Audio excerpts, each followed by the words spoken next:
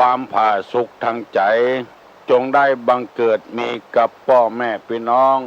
ท่านสาธุชนคนดีผู้รับฟังรายการนี้ทุกคนทุกท่านพร้อมกันนี้ขอยกมือ10 นิ้วกราบอาราธนาเอาคุณพระแก้วเจ้าทั้งสามบุญศีลบุญทานที่ได้กระทำปั้มเป่งในอดีตและกำลังจะทำอยู่ปัจจุบันนี้เสื้อวัดเสื้อวาเสื้อบ้านเสื้อเมืองพระสยามเทวาธิราชคุณพ่อคุณแม่คุณครูบาอาจารย์ผู้ประสิทธิ์ประสาทวิชาความรู้สิ่งศักดิ์สิทธิ์ทั้งหลายอันมีพระบรมธาตุเจ้าโดยสุเทพและครูบาเจ้าศรีวิจัยนักบุญแห่งล้านนาไทยเป็นต้นขออาราธนาและเชิญชวนมาปกปักรักษาพ่อแม่พี่น้องพ่ออุ้ยแม่อุ้ยพ่อหนานพ่อน้อยพี่ป้าน้าอาคุณตาคุณยายคุณปู่คุณย่าลูกหลานเหลนผู้รับฟังรายการนี้ทุกคนขอให้มีความสุขกายและสุขใจหิมาก้าขึ้นมีโชคมีลาภเหมือนกันทุกคนนานแสนนานได้เทินวันนี้ยังได้มามีโอกาสปะพบกับพี่น้องทั้งหลายเพราะแรงบันดาลใจเกิดจากจิตจากใจของท่านผู้ฟังมาว่าจะเป็นแม่ยิงปอจายที่ฮือปอนกับตุลุงว่าฮือจัดรายการไปเมินฟังแล้วได้ความหูดีบางคนก็ว่าปรับปรุงตัวเก่าเป็นคนดีขึ้นมาแถมจัดนักดีใจตัวเองที่ฟังแล้วเข้าใจบางคนก็บอกว่าเนี่ยการตัวฟังตัวบางคนก็ว่าถ้าตุลุงบะจบบะยอมเนี่ยการอย่างสักอย่างฟังให้เกิดความหู้เพราะมันแปลกใหม่ๆยินดีกับกูคนที่รับฟังรายการแล้วบอกต่อกันไปตัวมีคนฟังนักขึ้นก่อนที่จะได้ดำเนินรายการนี้จนพี่น้องทั้งหลายปากันไหว้พระเป็นสิริมงคลก่อนว่าพร้อมตัวตุลุงอาลังอังสัมมาสัมพุทโธภควาพุทธังภควันตังอภิวาเทมิลาปลงสวากขาโตภควตาธัมโมธัมมังนัมมัสสามิลาบสุปฏิปันโน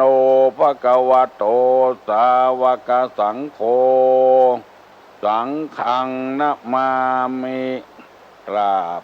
หันธรรมยังพุทธัสสะภะคะวะโตบุพาภคณะมะกะลังกะโลมะเสนะโมตัสสะภะคะวะโตอะระหะโตสัมมาสัมพุทธัสสะนะโมตัสสะภะคะวะโตอะระหะโตสัมมาสัมพุทธัสสะนะโมตัสสะภะคะวะโตอะระหะโตสัมมาสัมพุทธัสสะพุทธังสรณังกัจฉามิธัมมังสรณังกัจฉามิสังฆังสรณังกัจฉามิตุติยัมปิพุทธังสรณังกัจฉามิตุติยัมปิธัมมังสรณังกัจฉามิ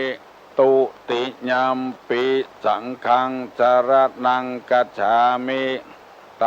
ติยัมปิพุทธังสรณังกัจฉามิตติยัมปิธัมมังสรณังกัจฉามิตติยัมปิสังฆังสรณังกัจฉามิอิติปิโสภะคะวาอะระหังสัมมาสัมพุทโธวิชชาจารณะสัมปันโนสุขโตโลกวิทูอนุตตโลปุริสะธรรมสารถิสัทธาเทวะมนุษย์สานังพุทโธภควาติสวากขาโตภควตาธัมโม สันติทิโกอากาลิโกเอหิปัสสิโกโอปนะยิโกปัจจัตตังเวทิตพโพวินโยหิติสุปฏิปันโนภคะวะโตสาวกสังโฆอุจุปฏิปันโนภคะวะโตสาวกสังโฆญาญาปฏิปันโนภคะวะโตสาวกสังโฆสามิจิปฏิปันโนภคะวะโตสาวกสังโฆญาติตังจัตตาลิปุริสายุคาเนหัตถะปุริสาปุคลาเอสาภะคะวะโตสาวกสังโฆอาหุไนโยปาหุไนโยสักขิไนโยอัญจลิกาละนิโยอนุตตะลังปุญญเขตังโลกัสสาติกราบหนึ่งกราบสองกราบสามต่อไปนี้ตั้งใจฟังดีๆเนอะจะได้นำเอาคำสั่งคำสอนในทางพระพุทธศาสนาและเอากรรมบักเก่าโบราณที่เปิ้นว่าไว้แล้วเอามาก้อนไกเป็นคำสั่งคำสอนเตือนคติเตือนใจให้คนเฮานั้นที่คิดบ่ดีให้กลับมาคิดดีคิดบ่ถูกให้กลับมาคิดถูกเมื่อถูกแล้วเมื่อคิดถูกแล้วว่าอย่างลงไปก็ถูกต้องคิดอย่างลงไปก็ถูกต้องถ้าคิดบ่ดีแล้วคิดบ่ถูกแล้วว่าอย่างลงไปก็บ่ถูกผิดอกผิดใจคนอื่นคิดอย่างก็บ่ถูกคิดที่จะลบล้างคิดที่จะลบหลู่คิดที่จะเอาได้คนเดียวบ่ฮื้อไผเอาดีคนเดียวจะทำให้ตัวเองก็เดือดร้อนคนอยู่ใกล้ๆก็เดือดร้อนเพราะสังคมคนนี้มีพระธรรมคำสอนมีวัฒนธรรมประเพณีที่มันเหมือนกันนะเป็นเชือกผูกมัดถ้าบ่มีวัฒนธรรมประเพณีพระธรรมคำสอนนี้มันจะแตกไปคนที่คนต่างทำบ่เหมือนกันเนี่ยบ่เหมือนกันขัดแย้งกันตลอดเวลาเพราะต้องการความสุขที่พุทธภาษิตว่าสุขาสังคสะสามัคคีความพร้อมเพรียงของหมู่ทำให้เกิดสุขไปถึงจุดหมายปลายทางที่เขาเดือดร้อนถึงวันในเดือดร้อนเพราะเขาทุกข์เขาบ่ม่วนบ่สบายใจและเขาบ่มีทางแก้แล้วไผแก้ก็บ่ได้นอกจากฟังธรรมนำธรรมไปปฏิบัติเท่านั้นธรรมะจะได้แก้เผ็ดแก้ฮ้อนได้เหมือนกับน้ำแก้เผ็ดเพราะฉะนั้นไผที่ว่างๆฟังปล่อยเถอะเขาจะได้ประโยชน์จากการฟังธรรมะ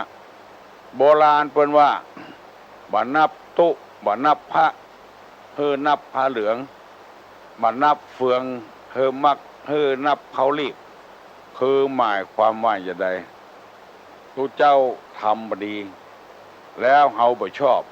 ถ้าเฮาบ่นับบ่ถือแล้วก็เฮือนับถือพระเหลืองพุ่นเพราะทุกเจ้าเป็นคนส่วนกลางบ่ใช่ของไผคนที่เคารพนับถือยังมีอยู่บ่ใช่ก็เฮาคนเดียวถ้าเฮาบ่นับคนก็เฮือนับพระเหลืองพุ่นเพราะยังเป็นสัญลักษณ์ว่าเป็นชุดผ้าคุยจุดชุดปริญญาหั่นผ้าเหลืองแล้วก็บ่ใช่มันชั่วเหี่ยประตกประเสียงที่ดีก็มีถ้าบ่นับเฟืองที่เอางัวควายกินนี่ก็คือนับเม็ดข้าวเพราะเม็ดข้าวยังติดเฟืองอยู่แล้วเขาจะได้สบายใจถ้าบ่นับบ่ถือประตกประเสียงนี่มันบ่สบายใจบางบางทีก็เป็นสาธุเจ้าไปทำมือคนบ่เคารพนับถือบ่มีอันอย่างตามสัญญาตามที่ตกลงกันไว้ลืมไปเหี่ยก็ดีจงใจก็ดีนัดกันไว้แล้วบ่เป็นนัดกรรมหมู่นี้เป็นต้นบางคนหันแล้วก็โคตรเมินเนี่ย เพิ่นว่าจะไปขอดกรรมขอดเวรขอดผูกกันอย่างไว้มันบ่ดีถ้าบ่นับถือก็ให้นับผ้าเหลืองผ้าเหลืองนี่มันบ่แยะอย่างไผเป็นตาคนเอามานุ่งบ่ได้เป็นคนเป็นคนทำถ้าเฮาบ่นับถือนับผ้าเหลืองนับอย่างใดอย่างหนึ่งอย่างที่เขาว่าลูกสาวมันดังไฟนึ่งเข้าไฟลุกลำไปไหม้ข่าที่เอาย่างจีนบนเตาไฟโอเลมังเลละวันพูกบ่ดังไฟอีน้ำเหลือไฟไหม้ข่าเมียมันก็ว่าโอ้แล้วจะเอาไฟน่ะมานึ่งข้าวหุงเอากะเนี่ยมันก็หุงข้าวก่อนนึ่งเหมือนกันนะใจไฟเหมือนกันนะบ่ฮือดังไฟจะได้บ่นับไฟก็ฮือนับหลัวบ่นับหลวกบ่นับผัวก็ฮือนับเมียบ่นับเมียก็ฮือนับเข้าเมียนี่ก็หลองเข้าน่ะบ่นับตู้เจ้าก็ฮือนับผ้าเหลืองบ่นับเฟืองก็นับเขารีบเขาเต้งอันนี้นำมาเสนอพี่น้องทั้งหลายผ้าเหลืองยังศักดิ์สิทธิ์อยู่เป็นผ้าที่พระพุทธเจ้าพระราชทานให้อนุมัติให้นุ่งสีเหลืองสีขาวนี่ยังปันเปื้อนสีอย่างอื่นยังเป็นพิษเป็นภัยอยู่สีแดงสมัยแดงแจ๋แน่ไปเลยยวนหูยวนตาสีเหลืองนี่เป็นสีที่บชุดชาติเกินไปนุ่งได้ไปได้สากลสีขี้ม้าอย่างนี้เป็นต้นต่อไปนี้เนอะวันนี้ตูลุงจะได้นำเอากรรมที่ว่าแม่ยิงที่ผัวจ้างละนั้นเพราะอะไรอย่างเอาละผัวขี้ละเป็นหูกี่ผัวบุญพ่อจายบวช3 เตื้อแม่ยิงเอาผัว3 คนถึงจะเอาคนต่างวาระเอาละเพราะอะไรอย่างเพราะมันเป็นคนจะอีพ่อจายอยู่โดยบ่ได้งามปันใดก็อยู่บ่ได้มึงละกูอย่างก็มึงบ่ดีมึงบุกกูอย่างมึงบ่ดียังบ่ละมึงงามมึงงามยังบ่ละเหรอมึงงามมึงรามกูเนี่ยกูอย่างก็มึงบ่ดีว่าไปว่ามาวันค่ำคืนหุ้งแม่ยิงที่ผัวจ้างละนั้น1ชอบเถียงชอบทะเลาะวิวาทจำไว้เด้อถ้าไผกลัวผัวละนะชอบทะเลาะวิวาทอันเนี้ย ข้อ2ชอบพูดจาหยาบหยามหยาบคายก็ได้หยาบหยามก็ได้3เห็นแก่ได้จนออกนอกหน้าชอบกินจุกกินจิกกินจุกจิก5กินข้าวก่อนผัวกินอาหารก่อนสามี6ชอบอยู่บ้านคนอื่นบ้านตัวบ่อยู่บ้านคนอื่น6ข้อนี้จ้างถูกผัวละแม่ยิงคนใดหูว่ามี6ข้ออย่างใดอย่างหนึ่งก็ฮื้อพยายามแก้ไขแก้ตัวเหี้ยบอกว่าไม่ยิงบอกว่าประจายเอากันง่ายๆเอาประจายก็เหมือนกันที่ไม่ยิงจังละก็เพราะอย่างเงี้ย1ชอบทะเลาะวิวาท2ชอบพูดจาหยาบหยาม3เห็นแก่ได้จนออกหน้า4ชอบกินจุกจิก5กินอาหารก่อนสามี6ชอบอยู่บ้านคนอื่นปอดใจถ้าเป็นอย่างอี้ก็ไม่ยิงจังละมาอยู่ตัวแม่ยิงถ้าเป็นอย่างอี้ก็ปอดใจจังละทิ้งเตื้อเอาลูกไว้ฮื้อเป็น3 คน4 คนเลี้ยงบ่แปะเอาไปฮื้อแม่เลี้ยงป่อเลี้ยงตัวแถมถูกมันต้องมีมูลเหตุสาเหตุ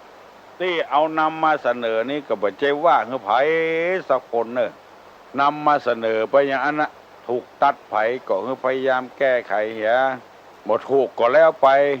ปี้หูปี้ปองน้องหูน้องกาวจ้อยเหกันตักเตือนไปอย่างเงี้ยถึงวันเพราะมันเป็นหน้าที่ของพระสงฆ์พระเจ้าที่อยู่ในวัดในวาวัดใจทั้ง4กินของเปิ้นใจของเปิ้น1อาหาร2ผ้านุ่งห่ม3ที่อยู่ที่อาศัย4ยารักษาโรคต้องอาศัยเจ้าบ้านเจ้าจองกินของเปิ้นไปถึงวันแล้วบ่ได้ทรายบ่ได้แตนเปิ้นโบราณเพิ่นว่าเป็นขี้เปอะปอกหางหมูเป็นหนี้เป็นศีลเปิ้นเหมือนหอยติดเค็ดจนยกบ่ออก ห่างหมู่จนต้วงพบได้ เป็นหนี้ทางบาปทางกรรม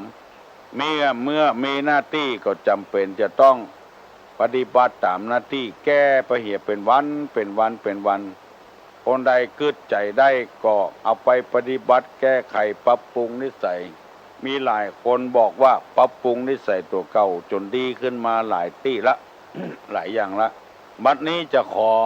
เมตตาเวลาอธิบายให้ฟังชอบทะเลาะวิวาทคือมีเจตนาบดีชอบก่อเรื่องขึ้นมาจะมาพิษมาเถียงกันคนเฮาถ้าพิษกันตึงวันบ่อยเข้ามันก็เบื่อกันมันมีความสุขไปที่ไหนมาแป๊ดเวลาน้อยก็เจตนาบดีด่าเอาไก่วอกไก่ก้างนี่ข้ามมาบ่เขาเล่าเขาหลองหากเลือกก็เล่าน่ะเนี่ยชอบหาเรื่องตึงวันที่จะพิษหัวกันชอบทะเลาะเบาแวงอู้กันดีกรรมเดียวสองกรรมเดียวพิษหัวกันละอันเนี้ยเป็นเหตุฮือจ้างละกันผัวละเมียละผัวอันละกันนี่ละได้เนี่ยลูกที่เฮามันสร้างขึ้นมาแล้วอย่างนี้จะได้บ่มีที่จังที่เปิ้งบ่มีที่อบที่อุ่นไม่ยิงบางคนก็ดีหยาบนั้นนะผัวหาเรื่องก็มาหาเรื่องใส่ผัวพอใจบางคนก็ดีเมียหาเรื่องทะเลาะเบาแวงก็อดเอากันต่างคนต่างทะเลาะเบาแวงกันเถียงกันนี่มันบ่ม่วนบางคนจะบ่ฆ่าตัวตายหาความสุขบ่ได้เจ้าก็เถียงกันทะเลาะกันค่ำก็ทะเลาะกันกลางวันก็ทะเลาะกันแกงเผ็ดก็เดือดแกงเค็มก็เดือดคนเนี่ยฮือกินหิมตายเข้าหม้อนึ่งเตาไฟมันฮ้อนกินข้าวคาบใดถ้าบัดติตึงจะตายละแกงวันนี้เค็มแกงวันนี้เผ็ดผักขี้เหล็กขม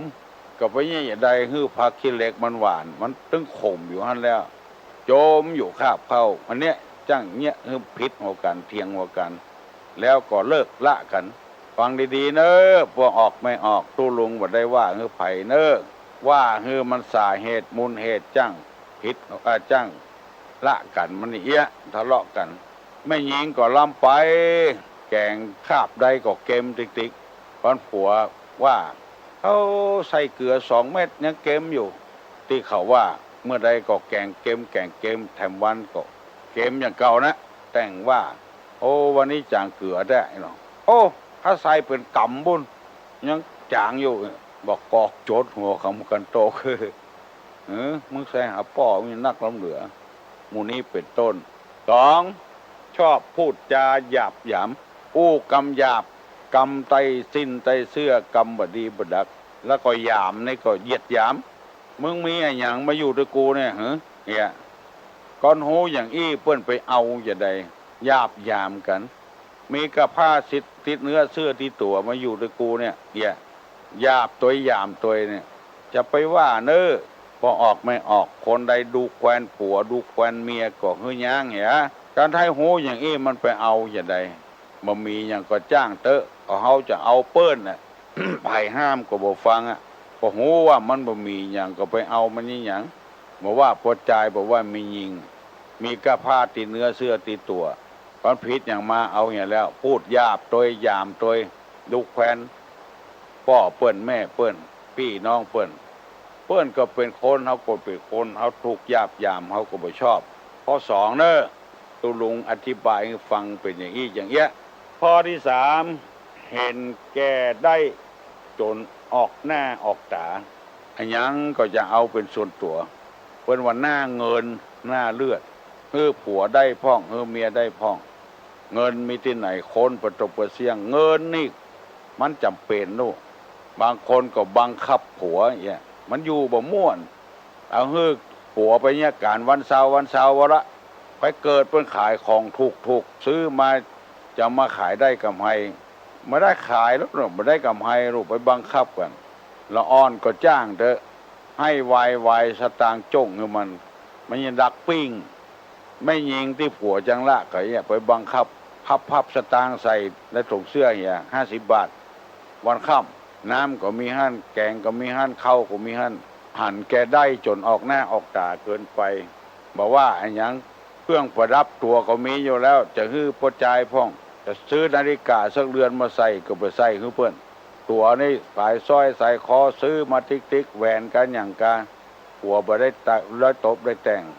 เมื่อใดก็นุ่งเตี่ยวปูดโก้น บ่ได้นุ่งดีกับเพื่อนเตื้อบ่ใจอยู่บ่ได้ฮิหาติ๊กๆอ่ะบ่ได้อยู่ดีกินดีเนี่ยหันแกได้ออกหน้าออกตาจำไว้เนอแม่ออกทั้งหลายพ่อออกทั้งหลายก็จ่ายกันอย่างเดียวกันโอ้สะพะสะปืนกินเหล้าถึงวันเนี่ยแหนแกได้แกตัวก็ไม่ยิงกินเหล้าในเดือดด่าไม่ยิงนี่ยังโอ๊ตกับผัวนะเตื้ออยู่วัดก็หูอยู่หรอกเข้ามากินเหล้าน้ำลายย้อยเต้ยแล้วไปนอนตุยเมียเมื่อคืนนี่5 ค่ำที่นอนก็มีถ้าไม่ยิงเนี่ยอย่างอี้แล้วปวดใจจะยี่อย่าได้พ้อง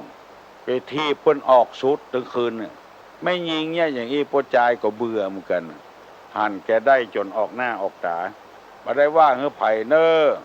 จะไปโกรธไปเกลียดตุลุงเนอจะไปมีอคติอย่างกับตุลุงเนอตุลุงมีหน้าที่อย่างเงี้ยคำสอนนี้ก็ไม่ใช่คำสอนของตุลุงคำสอนของในพระพุทธศาสนาเพื่อนเอามาก้อนมาไกลจากภาษาบาลีมาเป็นคำไทยฟังง่ายเข้าใจง่าย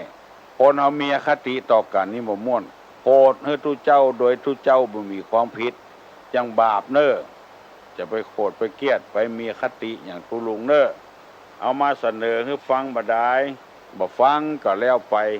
ข้อ4ชอบกินจุกกินจิกบ่เป็นคาบบ่เป็นมื้อมักง่ายใจง่ายชอบจุกจิกก็ดีกินจุกกินจิกก็ดีบ่มีสาระบ่มีประโยชน์อันนี้บ่มีคำสอนเท่าใดชอบกินจุกกินจิกนี่ข้อ5กินอาหารก่อนโดยเฉพาะอย่างยิ่งก็คือไม่ออกไม่ยิงเนี่ยกินก่อนผัวลักซ่อนบ่ฮื้อผัวได้กินบ่ฮื้อพ่อฮื้อแม่ได้กินลักกินก่อนซ่อนกินลุนฮักผัวลำไปพ่อแม่บ่ได้กินลักซ่อนไว้ฮื้อผัวฮักพี่ฮักน้องเกินไปมีไอ้หยังเปิ้นมาเอี่ยวมาแหวงพี่น้องทั้งพ่อทั้งแม่มาเอี่ยวมาแหวงเอาลักฮื้อพี่น้องทั้งพ่อทั้งตัวหัวหมูสึกหูมาลุนก็พิษหัวกันละอันนี้เพื่อห้องว่ากินก้อนกันกินโดยกันนั้นมีก็เสี่ยงไปแล้วก็แล้วไปหมดก็หมดไปมันแจ้งต่อไฟมันใส่ต่อน้ำอันข้อที่6ข้อสุดท้ายนี่ชอบอยู่บ้านคนอื่นบ้านตัวบ่อยู่กินเข้าไงแล้วก็ไปบ้านคนอื่นแจ้งบ่แจ้งก็ไปบ้านคนอื่นแจ้อยู่บ้านคนอื่นวันค่ำบ้านตัวนี่บ่อยู่ผ้าเต็มกระมังบ่ซักไปแจ้บ้านเปิ้นปุ่นเล่าขวัญเปิ้นถ้วยจอนแจ้น้ำอยู่หั่น2 วัน3 วันละบ่ล้างบ่ถูบ่ล้างบ่ตากห่อเฮือน6ลุงลังบ่เจ็ดบ่ถูบ่กวาดบ่เพี้ยวไปแจ้อยู่บ้านเปิ้นปุ่นห้องเมื่อใดก็มีบ้านเปิ้นพวกบ้านตัวบ่อยู่อันนี้เปิ้นห้องกันว่าไม่ยิงที่ผัวจังละก็จ่ายที่เมียจังละเป็นคนอย่างเงี้ยมาฮื้อความอบอุ่นภายในครอบครัวยังมีธรรมโนกรรมบักเก่าพูดว่าไม่ยิงไม่ยังไม่กลางไก่หัวไม่หัวไก่คมไม่จมภาวนาแม่กะลาก้นหัวอย่างวันเนี้ยกรรมอย่างตุลุงขลืมไปละนำมาเสนอให้พี่น้องทั้งหลายได้ฟังมีหลายคนว่าโอ้ฟังวันใดก็ม่วนเข้มข้นคือติ๊กถูกแตะดีแตะตุลุงก็ยินดีโต้ยเพื่อจะให้ได้พโยชนะในการฟังหูนี่มีหน้าที่ฟังเนาะฟังแล้วเอากำหูมาใส่อกใส่ใจเนาะตาก็มีหน้าที่พอลูกเอาหูเข้าไปพอกับหูเรื่องต้องเอาตานั่นน่ะเปิ้นฮ้องว่าอินทรีย์5ตาหูจมูกลิ้นกายใจนั่นว่าอินทรีย์แปลว่าความเป็นใหญ่ตามีหน้าที่พออย่างเดียวเอาฟังกับหูเอาตาไปฟังกับเอาตาไปดมกับหูเรื่องต้องเอาตาไปพอถึงจะหูเรื่องเป็นมีความเป็นใหญ่ในการพอตุลุงเต้นี่ปากมีในการอู้ก็มีหน้าที่การอู้มีความเป็นใหญ่ในการอู้มีการพูดถ้าไปพูดเท็จพูดส่อเสียดพูดคำหยาบพูดเพ้อเจ้อก็มามีไผฟังแล้วก็บ่หูเรื่องเป็นชั่วโมงเอาเวลาไปขว้างเอาเวลาไปตุมอยู่บ่ได้ธรรมะธรรมโมนี่มันฟังไปติ๊กมันก็ม่วนติ๊กบ่ใช่ว่าไปปั้มเป่งอย่างเดียวปากก็พ่อยไปบ่ได้ จำไว้เนอะพอออกไม่ออกพี่น้องทั้งหลายคนที่จังละกันหนึ่งชอบทะเลาะวิวาทสองพูดจาหยาบหยามสามเห็นแก่ได้จนออกหน้าออกตาสี่ชอบกินจุกกินจิกห้ากินอาหารก่อนผัวหกชอบอยู่บ้านคนอื่นไผมีนิสัยจิตใจเป็นอย่างอี้มาเมินมาแล้วก็พยายามลดเตือข้อเอาจนจบถึง5 ข้อเนี่ย6 ข้อเนี่ยหนึ่งไปชอบเถียงกัน อยู่ปัวไผ่ปัวมันจะไปเปิดเสื้อคือเปิดหันหลังเมื่อยามมีกลิ่นนี่ อู้กันลงทรงกันพอแค่หัวแฮะพร้อมมีเข้ามาแล้วพิษหัวกัน อันเนี้ยเปิดเสื้อคือเปิดหันหลังพอกู้นี่เรามีสตางค์แล้วนั่นพิษหัวกันถึงวันนี่พูดดุแควนหัวมีกินบ่มีกินก็บัดทะเลาะสองจะไปกู้หยาบยามไปดูแควนน้ำใจกันคนมันฟังกันได้มันหูเรื่องให้อย่าไปว่ากันอย่างงัวอย่างควายเนี่ยงัวควายบางทีมันอาจจะหูเหมือนกันมันปากบ่ได้ลาข้อที่3นี่จะไปอ่านแกได้ข้อที่4นี่จะไปกุดกินจุกกินจิกกินเป็นข้าวเป็นมื้อข้อที่5นี่กินข้าวด้วยกันจะไปกินก่อนกันลักกินก่อนซ่อนกินลุ้นข้อที่6นี่อยู่บ้านตัวเนี่ยซักผ้าตัวเก่งซักผ้าคือผัวซักผ้าคือเมียซักผ้าคือลูกคือเต้ากวาดหอกวาดเทือนเพี้ยวพัดปฏิบัติปลูกดอกปลูกดวงหดน้ำหดหนองเอาป่ามาเลี้ยงในตู้พ่อป่าเลี้ยงหมูเลี้ยงหมาเลี้ยงเป็ดเลี้ยงไก่เสียงก้องเสียงกล่องเสียงมองต่ำเข้าเสียงตุเจ้าเตสนาธรรมเป็นเสียงที่เป็นสิริมงคลใบไม้มันหล่นยามแรงกวาดเอาไว้เป็นตี้แล้วขุดหลุมก็ได้บอกขุดหลุมก็เอาต้องมาเป็นตี้ก็ได้เอาปุ๋ย EM ก็ใส่เป็นปุ๋ยจัดดีเอาไว้ใส่ต้นไม้ต้นตอกฮัลโหลธรรมะพักการเจ้าโอ้ไก่ยะกะฮะฟังท่านลุงร่างมอกแบบแจ้งล่ะโอ้อังกะไหวตัวท่านลุงวันนี้ตานโอ้ไหวตัวท่านลุงวันนี้ตานเนาะเจ้าหนังหมูเจ้าโอ้ม่วนอะไรหรอม่วนแหละเจ้าว่าตึงว่าอย่างนี้น่าสอนอ่อนนะคะตึงหมูสั่งมาได้ถูกทำไมนี่แย่เลยนะท่านลุงฮะทำไมนี่แย่เลยเนาะสมัยนี้แย่เขาบอกให้พวกธรรมะธรรมโมอย่างนะโอ้ไม่ว่าให้อย่างก็ว่าไปเอ่ยนั่นน่ะมันบ่มีไฟสอนเจ้าฟังวิทยุเนี่ยนะเขามาซื้อพวกเขาว่าฟังอย่างวะฮะเขาว่าฟังอย่างไงวะฟังอย่างแล้วพวกฟังสิฟังธรรมไหมล่ะจะขายครัวเราจะขายครัวยอดขายครัวย่อยมาเจ้าต้องฟังแถวพูดซิปพูดเอาเสียงจ้ะเจ้าผมฟังค่ะฟังเด้อเมื่อคืนก็ฟังถึงวันเจ้าบ่โคตรบ่เกลียดหยังเนาะฟังไปเนาะยินดีเนอะคุณแม่ฟังถึงวันยินดีเนอะฮัลโหลครับสาธุลุงครับตุลุงฟังในวันนะครับแหละครับสันทรายครับโอ้อยู่สันทรายครับไม่ใช่แม่โจ้เป็นตะหอยก็ครับไม่ใช่ก็ใช่ครับอยู่ที่ไหนเมื่อเดือนนี้อยู่เมืองเลนสันทรายนี่ครับเมืองเลนครับโอ้เมืองเลนฟังได้เนาะได้ครับกูเตื้อฟังแม่โจ้บุญลูกครับส่องตอนนี้ครับเมืองเลนบุญเนาะฮะยังผู้ชาย3 หมด3 เดือน3 เดือนดีกว่าครับว่าใหญ่ก็ผู้ชายที่เพิ่นบวช3 เดือนก็ติ๊ก3 โบราณเพิ่นว่าชาย3 โบสถ์หญิง3 ผัวนี่เนาะครับจะว่าบัดนี้ก็บัดใจนะ คือเป็นคนบัดนักแน่นน่ะใครบวชก็บวชใครซิกก็ซิกใครเอาผัวก็เอาใครละก็ละมันบัดนักแน่นเพื่อ3 คนผัว3 คนมีลูกถึง3 คนผัวไม่ก็บัดชอบลูกเก่าเนี่ยหญิง3 ผัวชาย3 โบสถ์มันผิดหัวกันมันตั้งตัวบ่ได้ซะเตื้อครับถ้าผัวเดียวไม่เดียวมันตั้งตัวได้หรอแต่เป็นคนที่เคารพนับถือครับโอ้ อันนี้เอาไผ่เอามันว่าเนอะจะว่าให้เปิ้นว่าเนี่ยมันเชื่อใจบ่ได้อะ ครับครับ ถ้ามันเชื่อใจบ่ได้ก็เคารพนับถือก็บ่ได้กันเนาะ ครับครับ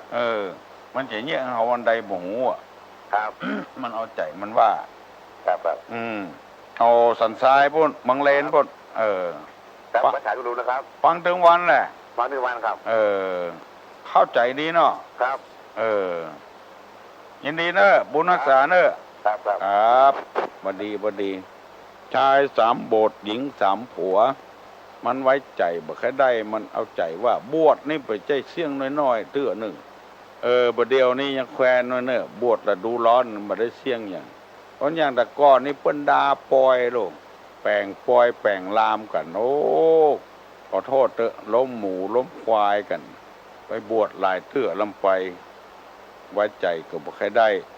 ตู้เจ้าก็เหมือนกันนะถ้าเป็นตู้หลวงหลายที่ลำไปก็มันมิ่งมากับไปมิ่งมากับไปมันมีเวลาตั้งเนื้อตั้งตัวไผ่จำได้พ่องไม่ยิงก็ดีปดใจก็ดีจังละกันเพราะเหตุ6 อย่างไผ่จำได้พ่องลองตอบตู้ลุงมาหรอฮัลโหล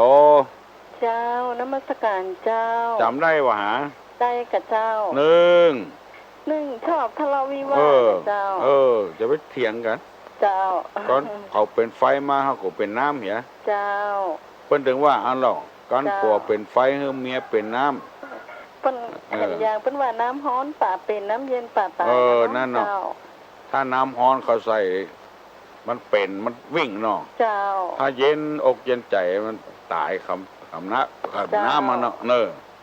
ถูกต้องละ เจ้า สอง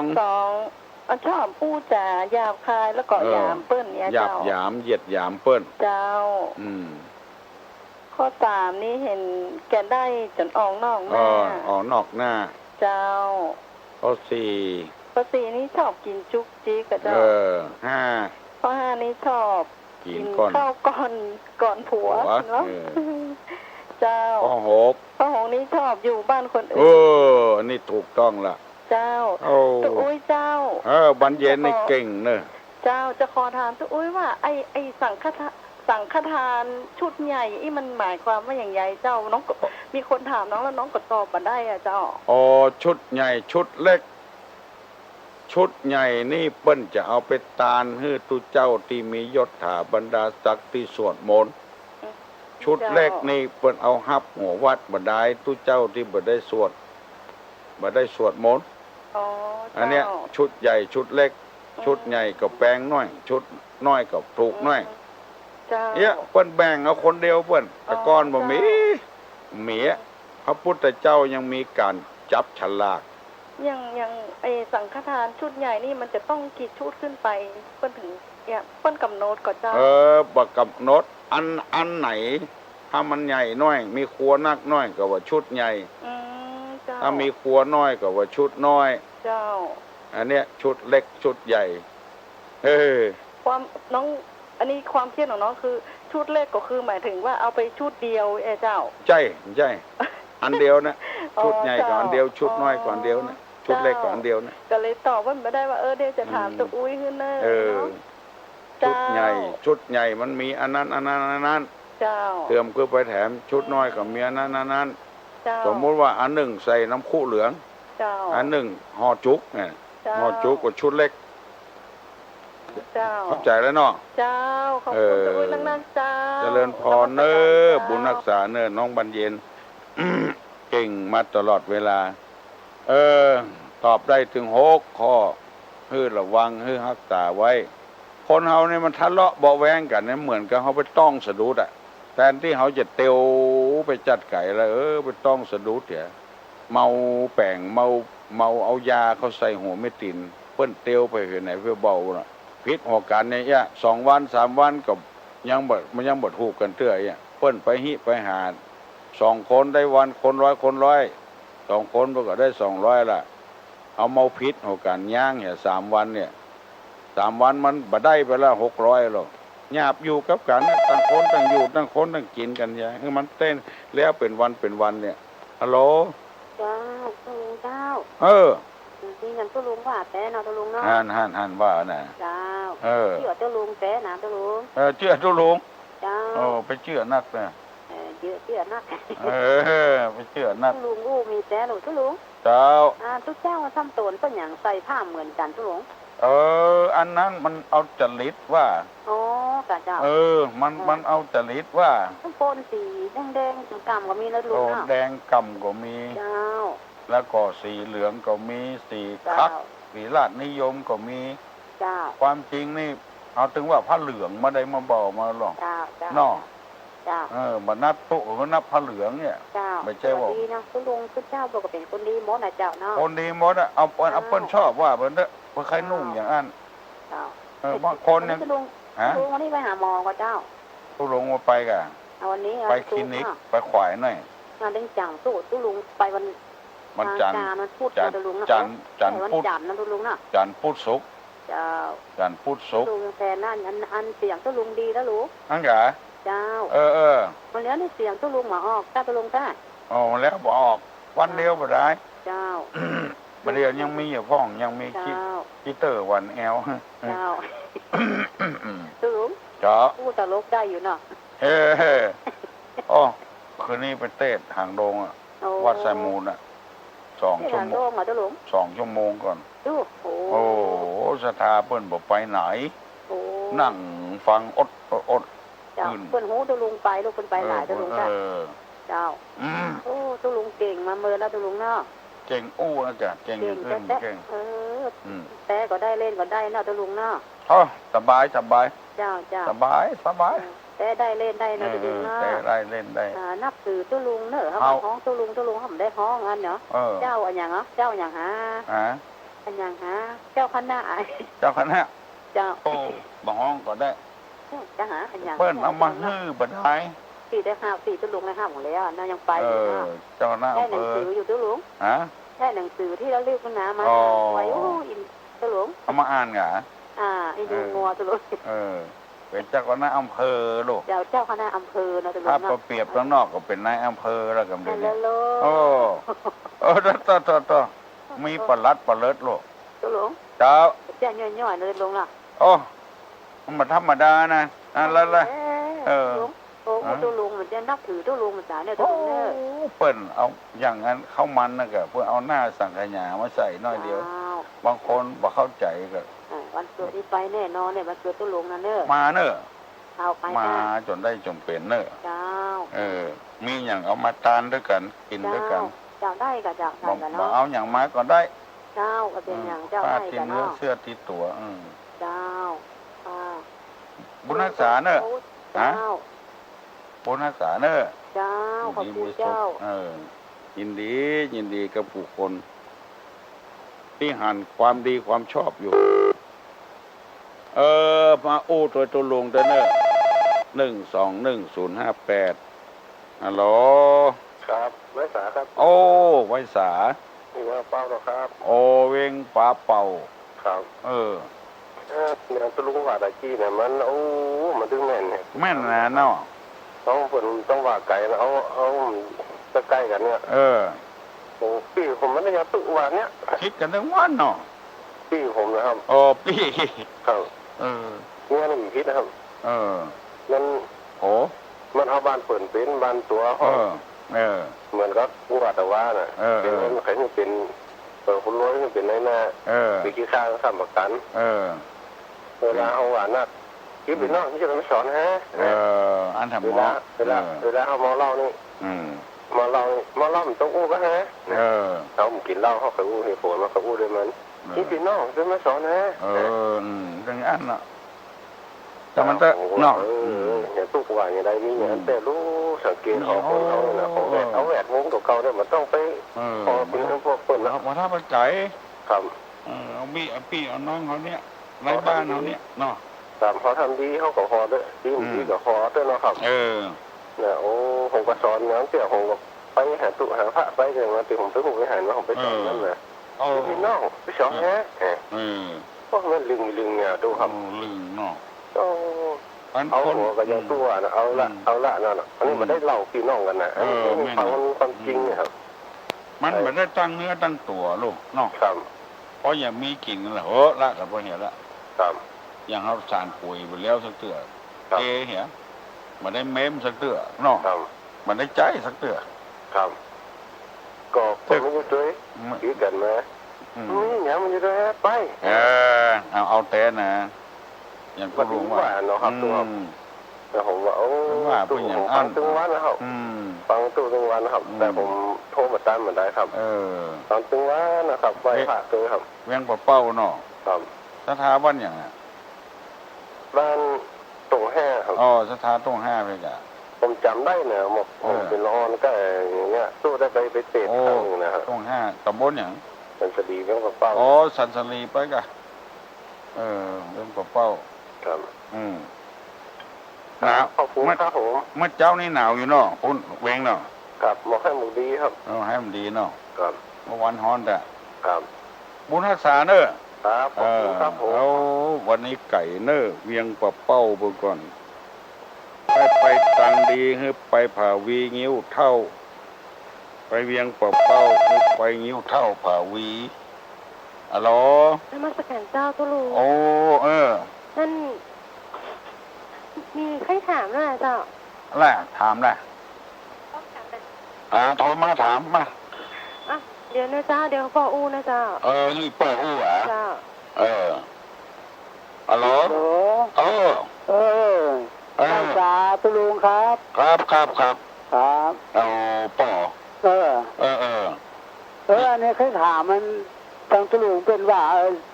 เฮียนมันมี2 จานนะครับแล้วก็ตัวตำบลนั้นขายเป็นอย่างแล้วก็เหลียทั้งลุ่ม อันนี้เขาจะเอาคือเอาแปะเอาก่อนนั่นไปใช่ให้จะได้ก่อเพื่อนหลังเดียวหมดเป็นอย่างเนอะเพื่อนหลังเดียวได้หลังเดียวได้ถ้าหลายหลังนี่หลายหลังนี่หมายความว่าเอาที่อื่นมาเปาะนี่บดีครับถ้าหลังเดียวกว่านั้นบ่เป็นอย่างเนอะครับแต่ได้ก็ว่าถ้าว่าจะไปบูชาปูนั้นเตะตะปูนั้นแล้วก็แปลงให้ไหมมันก็จะชิ้นเตียงหน้าวัดไปแท้กะผมก็คิดว่ามันดีแล้วนะนี่ก็ดีแล้วนะพ่อก็ว่ามันจะเป็นเฮียน2 หลังไป2 หลังจะได้หลังเดียวฮะเตอันที่อันมันเป็นอุบัติเหตุอุบัติภัยจังไรทั้งหลายขว้างไปแล้วลูกแม่นกะเอาหลังบนมันเป็นไม้เอาขายเพื่อนเนี่ยครับแล้วเอาหลังนอนชั้นเดียวเนาะครับได้กะเนาะถ้าอย่าไปเอาทางอื่นมาเปาะเนอะก่อนที่อื่นหลังอื่นมาเปาะบ่ได้ครับเพิ่นว่าเตจานหานเฮือนเพิ่นว่าบ่ดีเอาเฮือนหลังเดียวเอามาเปาะกันเป็น2 หลังมาเปาะเป็นหลังเดียวเอาลูกที่อื่นมาบ่ดีแล้วก็เฮือน2 หลังแฝกันแล้วขายอย่างหลังมันนี่ก็เฉาอย่างเดียวเขาจะบุกเฉาขว้างคนจะได้เสียดายมันกะแปลงจันเดียวบนเนาะไม้ไม่ใช่ฮันยากับแปลงอันจันเดียวฮันยาสบายแล้วหรอขึ้นง่ายลงง่ายเนาะครับดีกะดีบ่เป็นอย่างเนอะมาคิดปัจจัยอย่างบัดถ้าฟังกับไผฟังกันตุลุงคนเดียวพอที่ไหนน่ะอันนี้ไม่แจ่มนะครับไม่แจ่มมุ้งนะนักแกได้ทั้งไม่แจ่มนะผมก็พ่อก็แกว้งกันนั่งเชื่อผมยังมีหมอมั่นใจว่าจะถามโทรถามตู้ลุงแล้วว่าเป็นถือฮีดเก่าฮีดเดิมนักทางไก่ทางนี้บริเวณอย่างละเอากันว่าไว้อาทิตย์ก่อนนะไหว้สาธุลุงนะครับโชคดีเนอะเอาถามเพียงหอเพียงเงินปุ่นถามมาเตอร์เนอร์มาเตอร์ฮัลโหลสวัสดีเจ้าแต่ถ้าเจ้าอยากจะถามลุงถามเลยว่าเดี๋ยวนี้แปลงตุ๊กน้อยเนาะเอาสารถึงเข้าใส่แล้วว่าจะแปลงแฮมตี้ไปชื่อแปลงทีเดียวฮะนะแปลงแฮมตี้แล้วจะเอาลอนเข้ามุงแล้วก็จะเอาถือเหมือนเก่าหน้าไปใส่ได้ก็เจ้าได้กะได้เป็นยังเนาะใส่เตอะตูบอย่างเจ้าตูบเป็นยังตูบเอาไปเอาอยู่กันเอาขายครัวกันที่เจ้าแปลงตูบยางห่างเฮือนมุ้งสังกะสีแล้วเดี๋ยวนี้เจ้าจะเตะหลังนั่นแล้วจะแปลงไม้แล้วก็ซื้อร้อนใจจะเอาฝาสารนั่นน่ะก็ใส่หลังไม้เนี่ยเป็นยังเอาใส่เตอะแปลงทำไม เจ้าไม่ใช่เฮือนสองหลังเฮือนเก่าไม่ใช่นะใช่เจ้าอันหนึ่งใหม่อันหนึ่งเก่าเจ้าอย่าเอาเก่าไปเปาะใหม่เจ้าจะเอาอันเก่าฝาเก่ามันน่ะโอ้แปลงก็เซฟสตางค์ไว้ให้จะนักใจเจ้าอันฮิหอมเอาได้แขดอันจึงจังบนมันอีเอาใส่เตอะเนอะเอาใส่เตอะเจ้าขอตุลุงอายุมันขวัญยืนเนอะบุญรักษาเนอะตุลุงโอ้ตุลุงอู้มานี่นะอ๋อมันอย่างมันแน่นอกแน่นใจนะเจ้ามันมีอย่างกระตุลุงอู้ตะแก่ตุลุงเตยอะเจ้ามันจึงมาเอาอย่างเอาการอย่างแต่มีลูกเป็น4เป็น5หนังจุบุรีหมก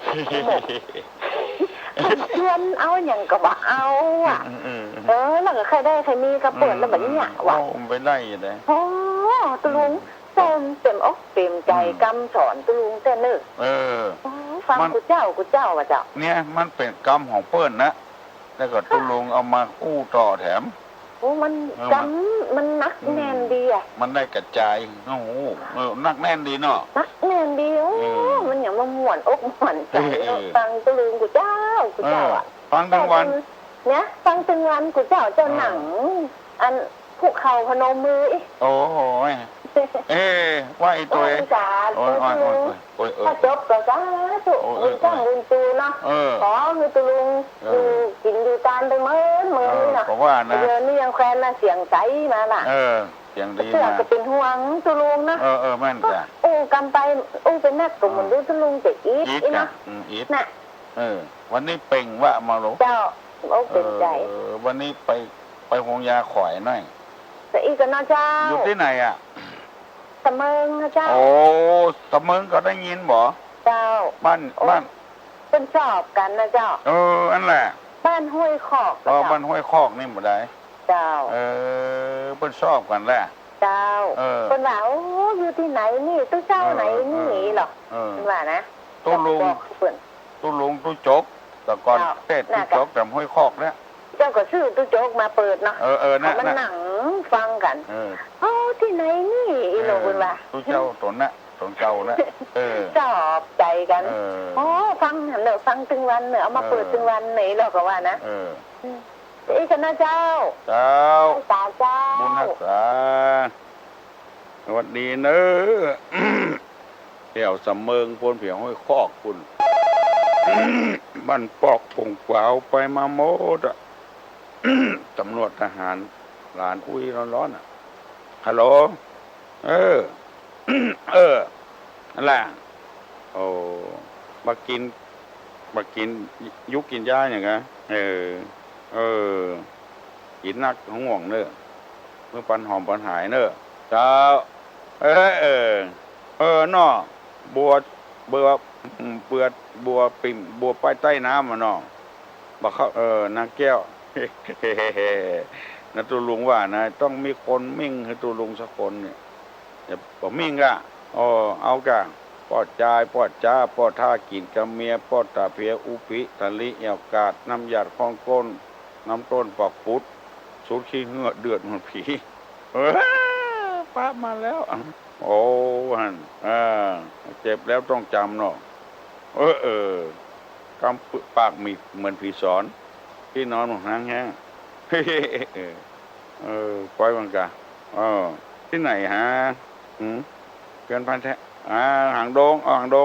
แต่นอมาจัดการเจ้ายินดีเนอะเจ้าโทรมาตักตุลุงบ่ได้เจ้าโทรมาตักตุลุงบ่ได้มีทำก็หาถ้าบ่มีก็จะปันสินปันปอนนะเนอะ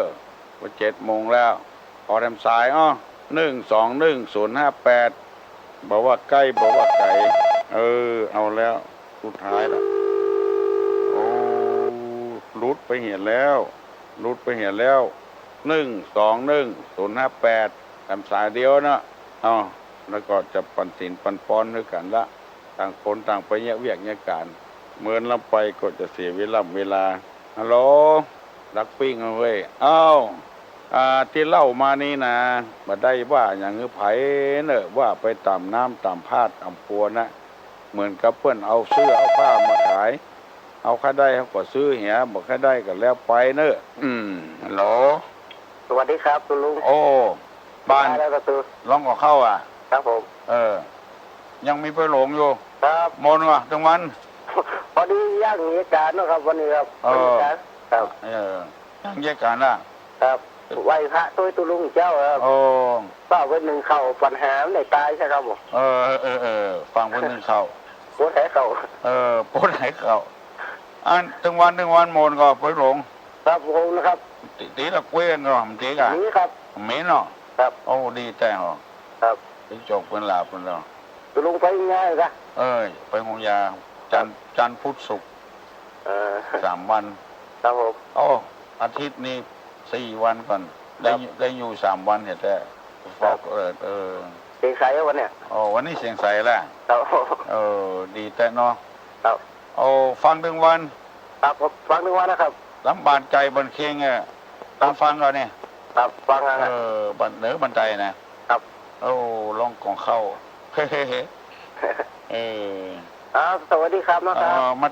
มาเยี่ยมมาใจเนาะ ครับผม ยินดีเนอะ ครับ คุณรักษาเนอะคุณรักษาอยู่ดีมีสุขอายุมั่นขวัญยืนขอให้ปากันได้โชคได้ลาภผ่าแป้ชนะข้าศึกจะรู้อยู่ดีมีสุขนิมากล้าขึ้นมีโชคไม่ลาภไปที่ใดก็คือเปิ้นฮักเปิ้นหูมเนอะอย่าเปิ้นฮือเปิ้นจังกาขายก็คือกาแม่นขายมันปลูกพักปลูกปัวก็คืองามงอกงามไปบุญได้ขึ้นได้ขายยกมือไหว้เนอะตุลงอย่าปั่นปอนละตัปปีติโยวิวัจจันตุสัพพะโรโกวินาศตุมาเตภวะตุนตะลายุสุขีติคายุโกภวะอภิวาทนะสีริสนิจังวุธาปจายโนจัตตาโลธรรมาวัฏันติ